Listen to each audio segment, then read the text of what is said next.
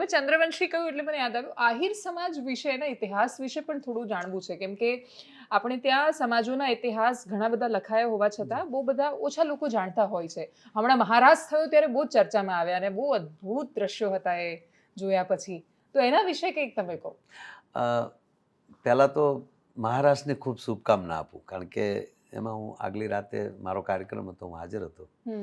અને બહેનો, ભાઈઓ, વડીલો, રાજકીય ક્ષેત્રના માણસો, દરેક ક્ષેત્રના માણસો બધા હાજર રહ્યા. અને એક પણ એવું ન કીધું કે હું આગેવાન છું. એક પણ બેને એવું ને જ્યારે પહેલી મિટિંગ થઈ ત્યારે હું હતો એમાં, ને મને સહજ પૂછ્યું ત્યારે મેં કીધું કે આ રાસ છે, આ સંમેલન નથી, આ શક્તિ પ્રદર્શન નથી. અને કૃષ્ણની કૃપા છે તો જ રાસ પૂરો થશે, બાકી શરદ પૂર્ણિમાનો રાસમાં ચાલુ રાસે કૃષ્ણ નીકળી ગયા છે. અને એટલે ગોપીઓને ખબર પડી કે લે આ તો નીકળી ગયો, રાસ પૂરો ન થયો. અને એના વિરહની પીડાનું ગીત એટલે ગોપી ગીત. એ બધી વાત કરી અને પછી મેં કીધું કે આમાં આગળ સાથે જ રહેવું પડે. એટલે મેં ગોળ રાઉન્ડ કરાવ્યો ને ગોળ રાઉન્ડમાં બધાને ઊભા રાખ્યા અને પૂછ્યું, મેં કીધું આમાં કોણ પહેલું ને કોણ સહેલું મને કહો. કે કેવી રીતે કહી શકાય, બસ તો આ રાસમાં આ થવું જોઈએ. અને એ રીતે બધાએ ખૂબ દાન પણ આપ્યું અને દીકરીઓ પણ એટલી આવી, માતાઓ બહેનો એટલા આવ્યા. ખાલી રજિસ્ટર 37,000 પણ બેન કાયદેસર 57,000-58,000ની બહાર, કારણ કે દેખાતું એ તો ખાલી રજિસ્ટર એટલું થયું હતું, પણ પછી તો ઉમટી ગયું કે આમાં રહી જશું આપણે. એટલે બહુ સરસ એ રાસ થયો. અને અમારા આહિર એટલે આમ તો શેષ નારાયણ, એમના દીકરા અહી, એ અહીના વંશમાંથી ત્યારે અહીરો, અને અહીરોમાંથી પછી ઋષિ અત્રિ ઋષિ થયા. અને અંસોયામાં એના 2 સંતાનો, ગુરુ દત્તાત્રેય ને એક ચંદ્ર. ચંદ્રમાંથી જે રોહિણીમાલી વંશ ચાલ્યો એ પાસે ચંદ્રવંશી કહેવાના. અને એની 64મી પેઢીએ યદુ રાજા થયા. ત્યાં કૃષ્ણ આવ્યા એટલે યદુવંશ પણ કહેવાનું. અને ચારણના મૂળ માતા આદિ આવડ, એમને અમારા અહીએ બેન કરીને માનેલા. અને એ અહીએ જવતલો અમેલા એને બેન કરીને માનેલા. એટલે ત્યારથી ચારણો અને આહિરોને મામા ભાણેજના સંબંધ એ પણ આદિકાળથી ચાલ્યા આવે. જી.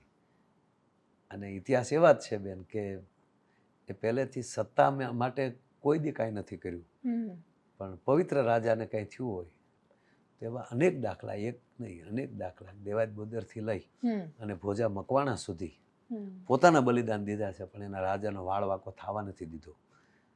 એના વંશને રાખવા માટે પોતાના વંશને જાતો કર્યો છે. એવા અનેક દાખલા છે. 40 જેટલા એવી ઘટનાઓ અમારા ઇતિહાસમાં લખાયેલી છે. એટલે હું મારે પહેલી વાર આ પૂછ્યું એટલે કહું, બાકી હું મારા કુળની વાત ન કરી શકું, મારે નથી કરાતી કોઈ પણ નહીં. કોઈ પણ ભગવાન કૃષ્ણ ગીતામાં કીધું, અર્જુન તારા વખાણ કરી નાખે એટલે તારું મૃત્યુ થયું. અસ્વસ્થતા માટે, અસ્વસ્થતામાં જ્યારે ઓલું થયું ત્યારે કીધું એમ. આ તો આપણે પૂછ્યું એટલે કે ભાઈ આ, પણ એમાં જન્મ એટલે નથી થઈ ગયા અને નિયમો પાળે એવા રહે, એ વિચારોને કાયમ રાખે. અમારી દીકરીઓ એ વિચાર રાખ્યા અને રાસ રમી. એ રાસનું દ્રશ્ય જુઓ તો જાણે કારણ કૃષ્ણનું સુદર્શન ચક્ર ચાલતું હોય. અને ત્યારે કૃષ્ણની શબ્દ જ યાદ આવે કે મારી ગોપીઓ જ મારી તાકાત છે, મારી રાધા જ મારી તાકાત છે. એમ આ દેશમાં, પરિવારમાં સ્ત્રી છે ને એ જ પુરુષની તાકાત છે. ઘરે આવે ને આવી ગયા, સારું જમી લ્યો, ક્યાં ગયા તા, 8 વાગ્યાના આવવાનું કહેતા હતા ને 12 કેમ વાગ્યા, કોને અરે ફોનમાં વાત કરતા હતા. શક્તિ સસડાટી બોલાવી દે તો ઓલો ઘૂ પડીને ભાંગી જવાનો છે. પણ જે ભાવ જે છે એ ખરા અર્થ આ દેશ શક્તિની ઉપાસનાનો જ દેશ છે. વાત સાચી છે. તમને ઘણા બધા દર્શકો એવું કહેતા હશે કે માયાભાઈ જોડે કેવી ગંભીર ગંભીર વાતો કરાવી રહ્યા છીએ અમે, કેમ કે તમને મોટા ભાગના લોકો આ રીતે જ જાણે છે કે એકદમ ગંભીર વાતને હસતા હસતા એટલી સરસ રીતે કહી દે. તમે જે સાહિત્યનું સર્જન કરો છો એની અંદર ખાસું બધું તત્વજ્ઞાન છે, જે હું સાંભળી રહી છું એટલીસ્ટ એટલામાં તો. અને બીજું કે એ સ્ફૂરીને કદાચ આવ્યું હશે એવું હું માની રહી છું. એ કેવી રીતે આ બધા કેરેક્ટર્સ, આ બધા શબ્દો, કેમ કે આના માટે તો કોઈ કોર્સ નથી હોતો, આના માટે ભણવાનું નથી હોતું, તો સીધા જ જ્યારે હજારોની મેદની તમને સાંભળતી હોય ને પછી તમે આ વાતો કહેતા હોય તો કેવી રીતે સર્જન થાય છે? બેન, ખરું વાત એ છે કે જ્યારે તૈયારી તો કોઈ હોતી જ નથી. અમે ઘણીવાર તૈયારી કરીને જઈએ ને તો સામે બીજા જ નીકળ્યા હોય. તમે એમ ન માનતા કે અમારા બધે પ્રોગ્રામ ફર્સ્ટ ક્લાસ જ જતા હોય ને બધા રાહે બેઠા હોય ને અમુક જગ્યાએ રાહે હું પ્રોગ્રામ કરીને વૈયા જાય ત્યાં સુધી ન મળતા હોય. આવ્યા થા ઓલા આવ્યા થા એમ પૂછે.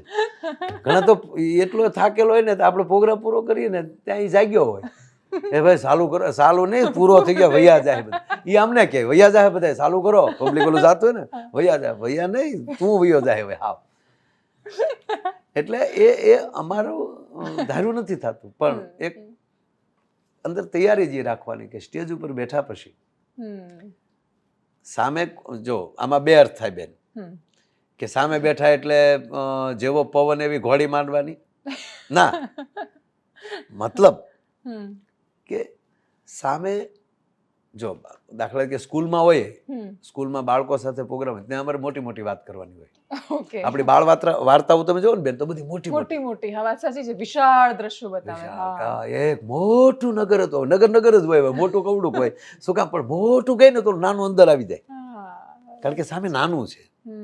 અને જેટલા મોટા માણસો હોય ને એની પાસે ઝીણી તત્વજ્ઞાનની વાત હોય. એકચ્યુઅલી પછી આમ છે ને એ ઝીણી વાત કરો ને એટલે મોટામાં ખુશી જાય પાછી, જેને આપણે તત્વજ્ઞાન કહી નથી. ઘણા આમ આમ કવિતાઓ લેતા હોય ત્યાં ઓગળી જતા હોય, જાણે ઝાડ ઉગ્યું મેતે મેતે મેતે મેતે એટલે નાચે આચે જ ઉગે, કે એમાં પંપ નો મારવો પડે. જ્યારે પવનની ફટકી લાગી, હવે ભાઈ લાગી જ હોય પવનની ફટકી. જોકું આવ્યું અને મને યાદ આવ્યું. હું જોકું આવ્યું યાદ, જોકું આવ્યું ને હુઈ જવાનું હોય, યાદ ન કરવાનું. અને યાદ આવે ને કોઈ દી જોકા ન આવે. પણ એક સામે જે રીતે બેઠા હોય અને એક એ લોકો કેવા મૂડમાં છે. કલાકાર છે બગીચાનું ફૂલ છે, એને તમે કેવી રીતે ખીલાવા માગો છો એ રીતે એમ અમે એક હળવા મૂડમાં જ કોઈ જાતના ઓલા વગર અને જ્યારે સ્તુતિ કરી લઈ અને ક્યારેક ઓટોમેટિક એ પ્રવેશ કરતો હોય, કારણ કે જેવી રીતે આત્મા ફરતો હોય અને એને પાછો જન્મ માટે એ શરીર ગોતતો હોય છે, એમ શબ્દો પણ ઉતરવા માટે કોઈને ગોતતા હોય. તમે એટલું બધું, હું ખૂબ સાંભળું છું, આપને પણ જોઉં છું, તમે એવા વિદ્વાનોથી લઈ અને રાજકીય ક્ષેત્રથી લઈને દરેક ક્ષેત્રના વ્યક્તિ સાથે, તો તમને જે ઓટોમેટિક જે પ્રશ્નો ઉદ્ભવે છે એ બધા સાથે સરખા નહીં ઉદ્ભવે. શું કામ? કે અહીંથી આ લઈ લો વાત, અહીંથી આ વાત લઈ લો. એમ અમને એવું થાય કે આજ આ વાત કહી દઉં, આજ આ વાત કહી દઉં. કોણ? આ સાંભળનારો છે. કારણ કે અમે ગાયું ભેંસું રાખી છે, તો દોવા બેસીએ ને એની ઉપરથી ગાયને ખબર પડી જાય કે મારો દોવાવાળો કોણ છે. અને દોહન ન આવડતું હોય તો એ દૂધ એટલું ન કરી શકે, પણ સરખું દોતા જેને આવડતું હોય એટલે બીજા કરતાં 2 કિલો દૂધ વધારે કરશે. શું કામ? કે એ એક દોહન કરનારો. આ શબ્દ બહુ જ અલગ છે. દોહન કરવું, મેળવવું, જે પ્રાપ્તિ કરવી. એમ સામે ઓડિયો શું પ્રાપ્ત કરવા માંગે છે. અમુક જગ્યાએ પછી જોક્સ કહીને નીકળી જતા હોય, એકલા જોક્સ હાલવા મળે ત્યારે માનવાનું કે મજા જ આવી ગયા બધાને. આ કામ આખું જ્ઞાની છે, આને જ્ઞાન ન દેવાય. એટલે દર્શકથી બહુ ફરક પડે. જી બહુ ફરક.